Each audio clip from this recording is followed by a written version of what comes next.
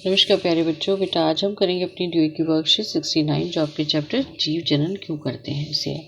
ठीक है, देखिए बेटा, निषेचन की प्रक्रिया क्या होती है? वह विधि जिसमें नर युग्मक मतलब शुक्राणु मादा युग्मक अंडाणु से आपस में मिलकर युग्मनज बनाते हैं, जिसे हम क्या कहते हैं? निषेचन कहते हैं। ठीक है, क्या होता है जब अंडे का निषेचन नहीं होता? यदि अंड कोशिका का निषेचन नहीं होता तो यह लगभग 1 दिन तक जीवित रहता है। अंडाशय प्रत्येक माह एक अंड का मोचन करता है। गर्भाशय की अंदरूनी दीवार मोटी हो जाती है और स्पंजी हो जाती है। निषेचन न हो पाने की स्थिति में यह परत की आवश्यकता नहीं रहती और अतः यह परत धीरे धीरे टूट जाती है और योनिमार्ग द्वारा रक्त व म्यूकस के रूप में बाहर निकलती है। यह चक्र लगभग हर माह होता है, इसलिए इसे ऋतुस्राव और मासिक चक्र या रजोधर्म भी कहते हैं। देखिए बेटा, अंड कोशिका जो होती है, जब अंड कोशिका मतलब अंडाणु का निषेचन नहीं होता तो लगभग 1 दिन तक वह जीवित रहता है। और जो अंडाशय होता है, जो हम अपनी लास्ट वर्कशीट में भी ऑलरेडी पढ़ चुके हैं, अंडाशय जो होता है प्रत्येक माह एक अंड का मोचन करता है। उसमें से एक अंडाणु हमेशा हर प्रति माह निकलता है। ठीक है, और जो गर्भाशय की अंदरूनी दीवार होती है बेटा, वो स्पंजी हो जाती है, थोड़ी मोटी हो जाती है, स्पंजी हो जाती है। और जब अंडाणु का निषेचन नहीं होता तो उस स्थिति में क्या होता है? वो परत जो होती है उसकी आवश्यकता नहीं रहती, तो धीरे धीरे वह परत टूट जाती है और रक्त और म्यूकस जो होता है वो आपके योनिमार्ग द्वारा जो होता है वो बाहर आ जाता है।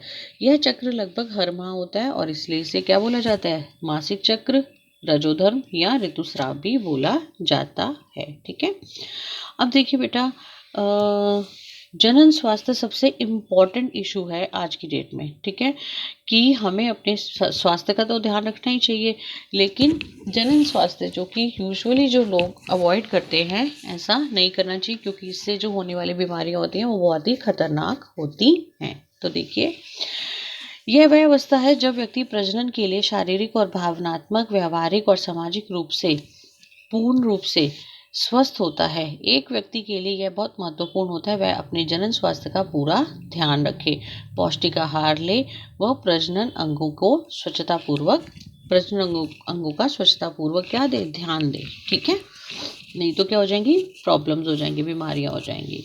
ठीक है, परिवार नियोजन की आवश्यकता। परिवार नियोजन न केवल माता पिता व उनकी संतान के लिए उपयोगी होता है, बल्कि समाज और राष्ट्र के लिए भी महत्वपूर्ण है। ठीक है, बच्चों के जन्म को नियंत्रित करने के लिए राष्ट्र की अर्थव्यवस्था और अन्य स्रोतों का संरक्षण भी किया जा सकता है। देखिए बेटा, जितने कम बच्चे होंगे उतना ही लायबिलिटीज कम होती हैं और क्वालिटी ऑफ लाइफ अच्छी होती है। सुरक्षित यौन संबंध और HIV एड्स। बहुत से ऐसे रोग हैं जो यौन संपर्क के कारण ही फैलते हैं, जैसे कि कवक, विषाणु का संक्रमण, मत से होना, HIV एड्स वगैरह। HIV एड्स बहुत ही घातक है। इसमें सबसे घातक बीमारी कौन सी है? HIV AIDS. और अत्यधिक संक्रमण या यह बहुत ही संक्रामक रोग है, मतलब बहुत ही ज़्यादा इन्फेक्शियस रोग है, फैलने वाली डिजीज है। यह असुरक्षित यौन संबंध से फैलता है। यदि किसी अवरोध जैसे कॉन्डम का उपयोग किया जाए तो यह रोग जो है एक साथी से दूसरे साथी तक नहीं पहुंचता। ठीक है, परिवार नियोजन के उपाय कौन कौन से होते हैं बेटा? परिवार नियोजन के उपाय होते हैं, पहला, और ये क्यों महत्वपूर्ण होता है? ताकि जनसंख्या को रोका जा सके और जो यौन संबंध से होने वाली बीमारियां हैं उनसे भी बचा जा सके। ठीक है, तो ये परिवार नियोजन के तरीकों का और उपाय कौन कौन से होते हैं बेटा? यांत्रिक अवरोध। यांत्रिक अवरोध मतलब यह विधि द्वारा नर शुक्राणु अंड कोशिका के पास नहीं पहुंच पाते और बीच में ही अवरोध उत्पन्न हो जाता है, और इसका उदाहरण क्या है? कॉन्डम्स।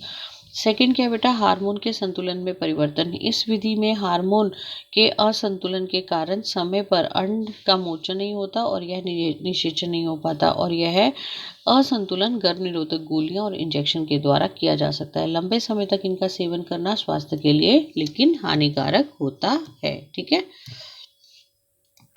तीसरा आता है बेटा IUD, इंट्रायूट्राइन डिवाइस। इस विधि द्वारा डॉक्टर महिला के शरीर में एक यंत्र लगा देते हैं जो शुक्राणुओं को अंडाणु तक नहीं पहुंचने देते, जैसे कि इसका एग्जाम्पल क्या है? Copper T. और एक और प्रोसेस होता है बेटा जिसको बोलते हैं शल्य क्रिया। इस विधि द्वारा युग्मक का स्थानांतरण रुक जाता है। पुरुषों में शुक्र वाहिकाओं का अवरुद्ध कर दिया जाता है, मतलब सर्जरी करके बेटा इसको टाई कर दिया जाता है, जिससे शुक्राणु का स्थानांतरण रुक जाता है। इसको बोलते हैं वासेक्टोमी। और महिलाओं में अंडवाहिनी को अवरुद्ध कर दिया जाता है, जिससे बोलते हैं ट्यूबेक्टोमी, जिससे कि अंड जो है वो गर्भाशय तक नहीं पहुंच पाता और उसका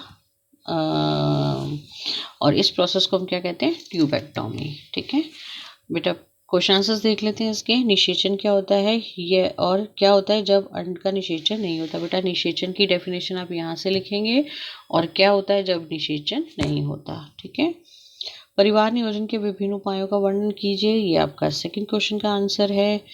रजोधर्म और मासिक चक्र किसे कहते हैं। बेटा ये आप लिखेंगे यहाँ पे,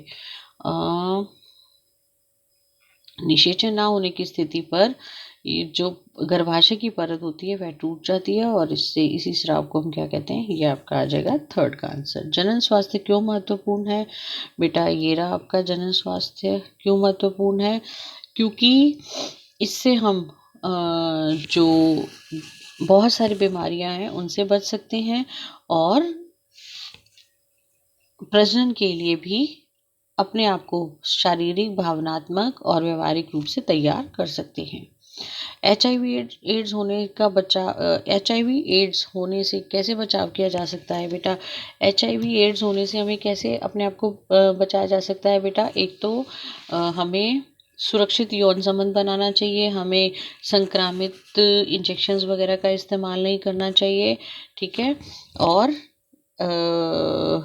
जब कभी भी ब्लड ट्रांसफ्यूजन, मतलब किसी को भी अगर खून चढ़ना हो तो उसकी पहले अच्छे से क्या होनी चाहिए, जांच होनी चाहिए। ठीक है, और यौन संबंध बनाते हुए हमेशा कॉन्डम वगैरह का इस्तेमाल करना चाहिए। ठीक है, तो ये बेटा आज की आपकी वर्कशीट जो बहुत ही आसान है, उम्मीद करती हूँ आपको समझ आई होगी। तो वीडियो को लाइक करें, शेयर करें, चैनल को सब्सक्राइब करें।